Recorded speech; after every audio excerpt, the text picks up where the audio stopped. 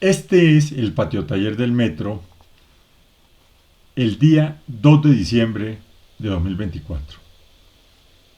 Es una obra gigantesca que sigue creciendo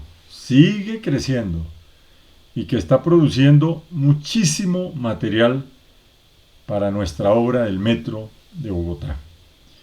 Hoy quiero que disfruten este video, que lo vean en su totalidad para que puedan apreciar al detalle todo lo que implica este patio taller del metro.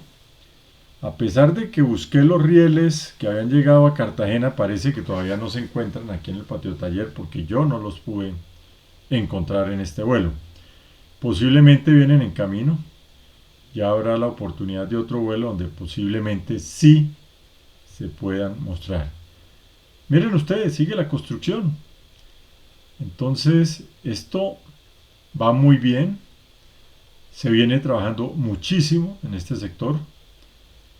Y lógicamente, este es el corazón del metro. Aquí es donde se produce todo y donde se empieza a generar casi cada una de las partes que van a ir en todo el viaducto del metro y en sus estaciones.